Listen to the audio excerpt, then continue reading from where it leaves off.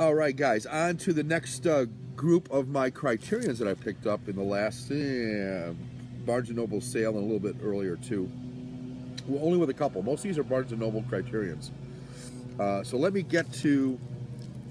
How am I going to arrange these suckers? Really freaking sad. Really freaking sad. Don't really know what this one is. Let's put that together and do these three. Okay. All right, so I'm going to do these three. Two of them I picked up right before the sale, and one of them I almost didn't pick up, but I finally did, and it was the extras that turned the tide for me.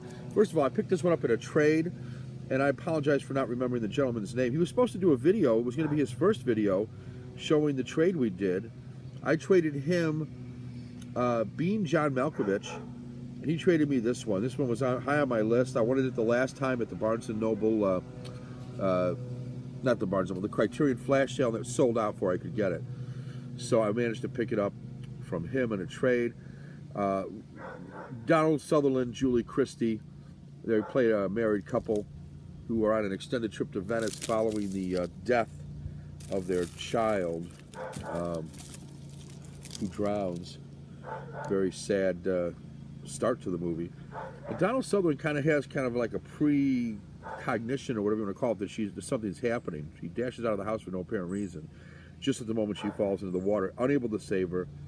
Then they run across a clairvoyant in Vienna, or Venice, where they're hanging on this extended trip, and this clairvoyant's trying to warn them of danger. And of course the mother's trying to figure out what's going on.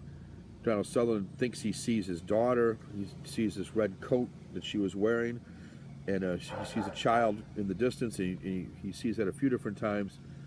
So it's an interesting movie, a lot of psychological terror in this one, and I like that kind of. I would consider this a horror movie of sorts.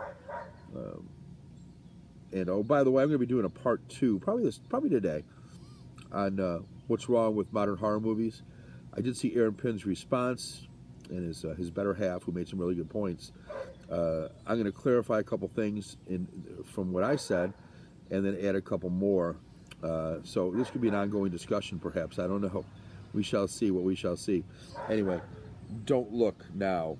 1973, 110 minutes in color, 1.85 to 1 aspect ratio, spine number 745.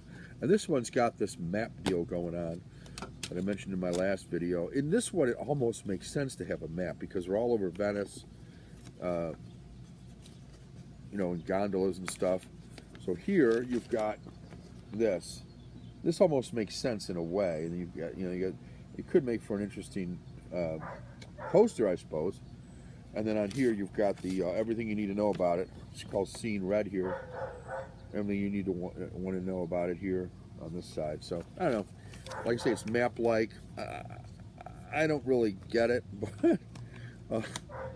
maybe I'm not supposed to. Anyway, that's Don't Look Back. Next is one that it was on my short list when I started out my venture here, and I picked it up just before. I believe this was on sale through Criterion. I'm not sure how I got this one anymore. I believe it was. We got a coupon or something for, I think they were running it at 30% off, and then I had another coupon. I'm not sure anymore where I got this one from, to be honest. I have to check my DVD profiler database, but it's spine number 757. It's the Rose. Wonderfully, wonderful cinematography, wonderful camera work on it. It's so hard to film concert footage and have it look authentic, and they do such a great job of that. And she was wonderful in the role. 134 minutes, another long one, 1979 in color, 5.1 surround sound, which is key for anything that's got rock music or music in it, right? A 4K digital restoration, supervised by the director of photography. 5.1 surround DTS HD master audio soundtrack. Audio commentator featuring the director, Mark Rydell. New interviews with Rydell, the director of photography, and actress Bette Midler.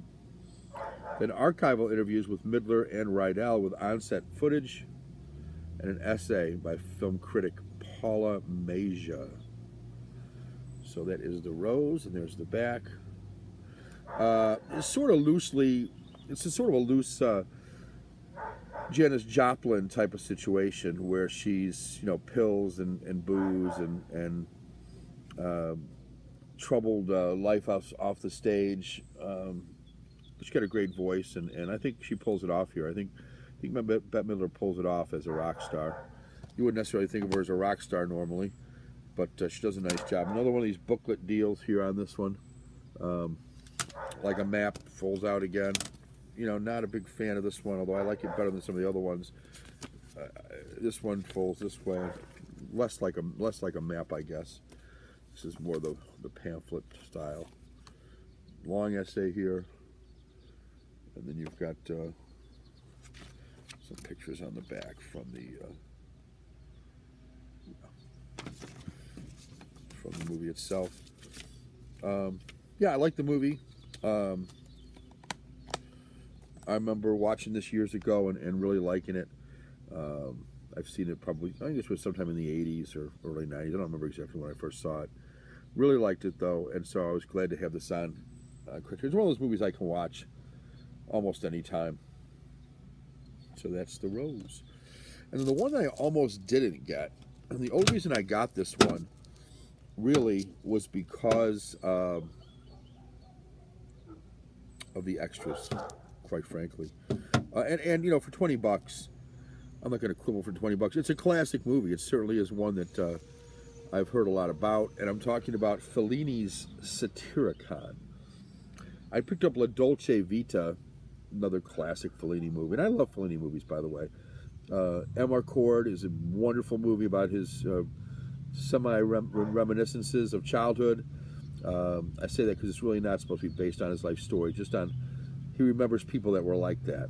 So it's kind of like he's anyway. I'm not going to go on about Amarcord too much. Yeah, and I've got Knights of Cabiria, which is a great movie. And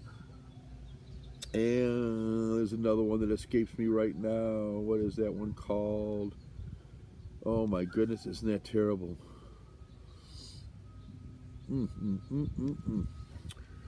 Oh, I can picture it in my mind. Anyway, I've got another one by Fellini, and I've got 8.5 by Fellini. So I've got quite a few Fellinis now that I think about it. This one now, let me tell you what this one's about. Okay, and I've only seen bits and pieces of this, so it's 130 minutes, 1969. How appropriate that it's 1969. You'll see what I mean in a minute. It's monaural. It's in Italian, of course. 2.35 to 1 aspect ratio. This might be the first movie that I've got out of all these movies that wasn't in English. Isn't that interesting? I normally have my fair share. Looks like out of all the movies I've gotten this time around, only 2 were not in English. That's a thing. I'm sorry, 3 were not in English. I forgot about Valerie and her Week of Wonders. Showed that the last time.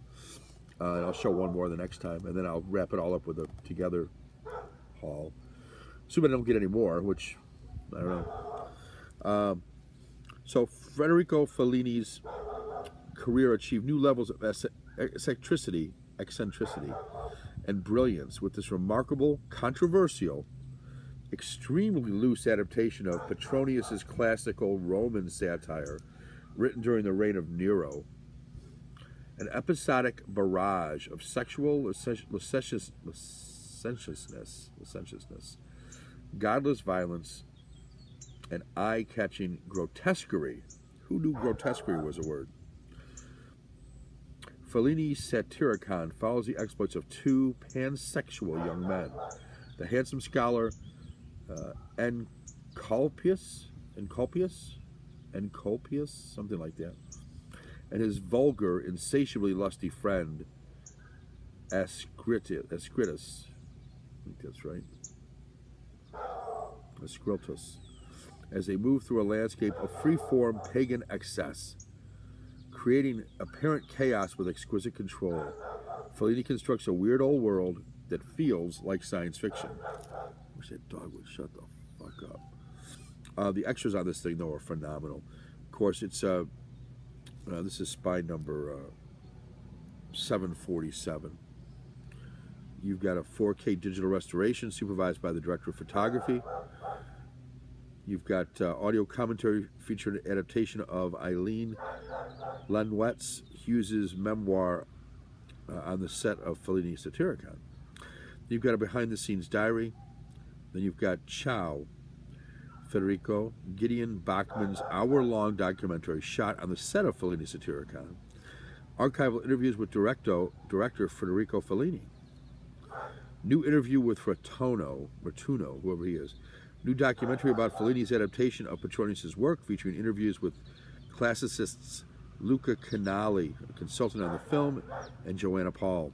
New interview with photographer Mary Ellen Mark about her experience on the set and her iconic photographs of Fellini and his film. And then Felliniana, a presentation of Fellini Satyricon from the collection of Don Young, a trailer, new English subtitle translation naturally, and an essay by film scholar Michael Wood. There's that. And there's the extensive extras. Really wanted to see these extras. And why not see Satyricon? I mean, it's going to be bawdy. It's going to be maybe disjointed. Someone said it reminds them of an intelligent, or at least somewhat decipherable Pasolini. Pasolini, of course, had been known for his bawdy, pagan types of movies, like, for instance, the Arabian Tales that he did. I guess it's that kind of a thing, from what I understand. And I'll show you the inside of this one too. Then eventually, when I get these all unwrapped and show you all three parts, I'll show you everything I got. Okay, nothing in the background, just a plain green. And you've got the Fellini Satyricon there, and this is going to be the map-like. I can see it already. This is a map-like thing. So again, I think this is meant to be a poster when they're map-like. I can see that. I guess you're supposed to read this. You're supposed to read this deal here. And once you have, you can why you'd want to put this poster up. Well, you might want to. You could have this poster up here on your wall, I suppose, representative of the film itself. That is the map. That is the purpose of the map, to make a poster, I guess. I can understand that. I guess people like posters, and it's a way to throw in a free poster, but I'd rather have the booklet. And I guess if you want the book, you just keep it folded. Fellini Satyricon, anyway. There's that. And these down here for now. And that's it for now, guys. Take care.